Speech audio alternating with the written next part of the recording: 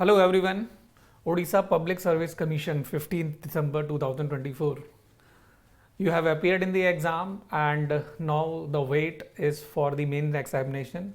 But आप लोगों को इंक्विजिटिवनेस क्यूरियोसिटी होगी कि कैसा ये एग्ज़ाम का कट ऑफ रहेगा. जिन लोगों ने लास्ट ईयर इस एग्ज़ाम को दिया था और इस साल एग्ज़ाम को दिया है तो उनके तो दिमाग में एक कंपैरेटिव इंडेक्स होगा ही, लेकिन कट ऑफ के लिए मैंने पिछले भी कई सारे वीडियोस में बताया है कई सारे पैरामीटर्स होते हैं. उसमें एक पैरामीटर इस साल और जुड़ा है apart from the number of vacancies, the kind of centres, किसी का सेंटर पास में आया है या शफलिंग हुई है सेंटर की. उसके अलावा साइक्लोनिक इफेक्ट जैसी इस बार चीज़ हुई. अक्टूबर में ये एग्ज़ाम होना था, फिर पोस्टपोन हुआ एंड 15 दिसंबर को फाइनली ये एग्ज़ाम हुआ है. ये तो सभी लोगों को पता है कि ओपीएससी ने यूपीएससी का पैटर्न ही फॉलो कर लिया है. सी सेट का पेपर भी डिसाइसिव फैक्टर बन सकता है यदि वो बहुत हार्ड चला जाए, लेकिन थैंक गॉड इस साल सी सेट का पेपर एकदम नॉर्मल था. तो जो डिसाइसिव फैक्टर होगा वो जीएस का पेपर ही होगा. ये तो एक बात खत्म हुई. दूसरी बात, नंबर ऑफ वैकेंसीज के लिए टू बी प्रिसाइज, यदि मैं यहाँ पर कमीशन की वेबसाइट को देखूँ तो OCS 2023 वैकेंसीज 399 हैं, लेकिन इसमें कुछ वैकेंसीज और ऐड हुई हैं जैसा मुझे खबर मिली है. और अच्छा हो कि और भी कई सारी वैकेंसीज में ऐड हो जाएं जिससे कट ऑफ थोड़ा सा और रिलैक्स्ड हो जाए. नंबर ऑफ वैकेंसी एंड जो कट ऑफ होता है वो एक दूसरे के इनडायरेक्टली प्रोपोर्शनल होते हैं. मींस डायरेक्टली प्रोपोर्शनल से मतलब ये होता है कि एक चीज़ बढ़ेगी तो दूसरी भी चीज़ बढ़ेगी. यदि यहाँ पे वैकेंसीज बढ़ती हैं तो कट ऑफ थोड़ा सा कम हो जाएगा जिससे नंबर ऑफ कैंडिडेट ज़्यादा आ जाएंगे. सो 399 वैकेंसीज हैं. और इसमें एक चीज़ और दिखाई दे रही है, आज की डेट तो है ही, मेंस के जो रिटन टेस्ट की जो डेट है वो फरवरी और मार्च अगले साल. बहुत ज़्यादा टाइम नहीं है. मेरी आपको ज़रूरत बहुत पड़ने वाली है ऐसे के पेपर को लेके, इथिक्स के पेपर को लेके. ऑप्शनल का तो पेपर है ही. पब्लिक एडमिनिस्ट्रेशन यदि हो तो आप मेरे से कांटेक्ट करें और सारे के सारे लिंक आपको एनालिस्ट आईएएस की वेबसाइट पे, एप्लीकेशन पे, हम लोग एप्पल की वेबसाइट एप्पल की जो ऐप है, एंड्रॉयड की ऐप है या वेबसाइट है, तीनों पर ही अवेलेबल है. आप कैसे भी करके हम तक पहुंच सकते हैं. स्पेशली इथिक्स और ऐसे के लिए मैं रिकमेंड करूंगा कि आप राइटिंग प्रैक्टिस करें, क्योंकि यही एक आज की डेट में डिसाइसिव फैक्टर बन जाता है आपकी सक्सेस का, जो कि जस्ट 2 महीने बाद आपको ज़रूरत पड़ने वाली है इस राइटिंग प्रैक्टिस की. एंड उसके बाद में जो विवा वॉइस है, मतलब इंटरव्यू जो टेस्ट होगा वो सितंबर 2022 यानी कि 6 महीने बाद, क्योंकि मेंस में इवेल्युएशन में बहुत ज़्यादा टाइम लगता है. Now coming back to the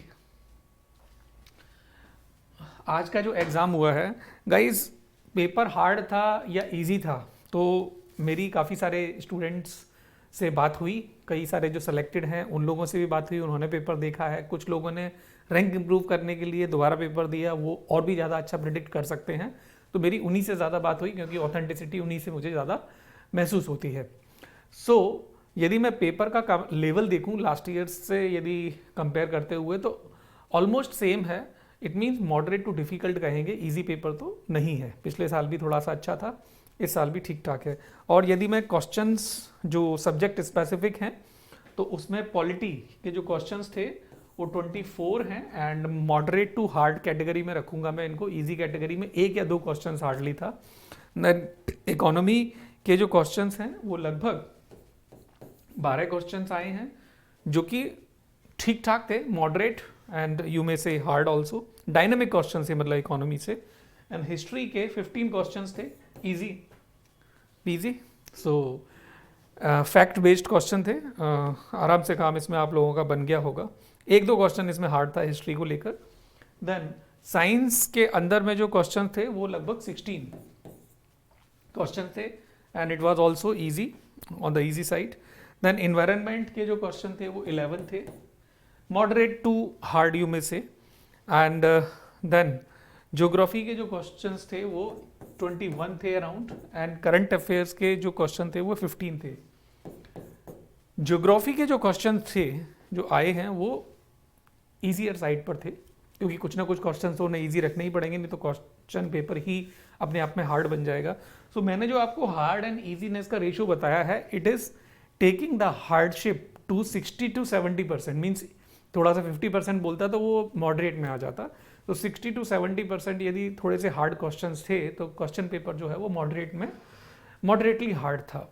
now यदि मैं कट ऑफ की बात करूं गाइस, 399 वैकेंसीज हैं, एक बार साइक्लोनिक इफेक्ट आया है, इसका भी थोड़ा सा असर पड़ेगा इनडायरेक्टली, क्योंकि लोगों की तैयारी, लोगों के कई सारी प्लानिंग्स, जो लोग सर्विस में है वो दोबारा भी देते हैं, जो डिजर्विंग कैंडिडेट्स हैं होने वाले, तो उस तरीके से चलते हुए जो लास्ट ईयर का कट ऑफ था, मैंने अपने वीडियो में भी उसकी प्रिडिक्शंस दी थी और लगभग प्रिडिक्शंस के बतौर ही कट ऑफ भी निकला था। लगभग 50 मैंने आपको कट ऑफ बोला था लास्ट टाइम, और 48 पॉइंट समथिंग कट ऑफ आया था।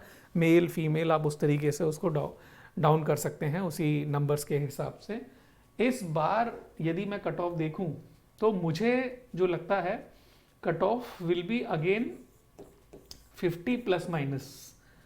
50 प्लस माइनस से मतलब ये है कि यदि मैं इसमें 52 कर दूं और यहाँ पे 48 कर दूं, तो यहाँ पर जो एक मुझे नज़र आता है वो या तो 50 या इधर 49 या 51, यदि मैं और भी क्लोज रहूं तो I am feeling that 50 point some will be the cut of.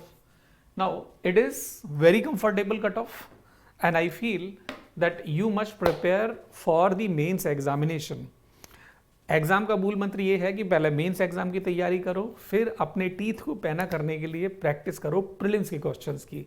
तो इस साल आपका जो भी रिजल्ट हो ही जाएगा, लेकिन बतौर आपको रैंक कुछ कम मिली तो अगले साल दोबारा देना पड़ेगा ये एग्ज़ाम। तो मुझे ऐसा लगता है कि उस तरीके से चलते हुए आप ये समझो कि आप इस बार मेंस दे ही रहे हो, और जो सेगमेंट छूटे हुए हैं जैसे ऐसे का पेपर है, एथिक्स का पेपर है एंड आपका ऑप्शनल पेपर, इसके लिए जो आपकी कमजोरी सबसे ज़्यादा बैठती है उस पर आप फोकस कर जाओ, लिखने के लिए तैयार हो जाओ, दूसरे दिन में तैयारी शुरू कर दो, एक दिन का गैप ले लो, लेकिन टाइम जो है उसका कोई फैक्टर नहीं है, मतलब कोई ऑल्टरनेटिव नहीं है, इसलिए 2 महीने के टाइम में make most out of it.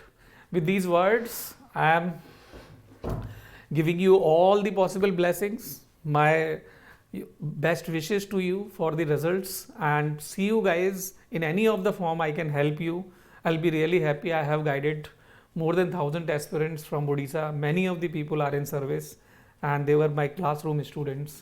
Now after corona time we are also virtually available, so you just call me, means call our center and they will be connecting you to me. So guys, bye bye, Jai Hind and Jai Jagannath. Bye bye.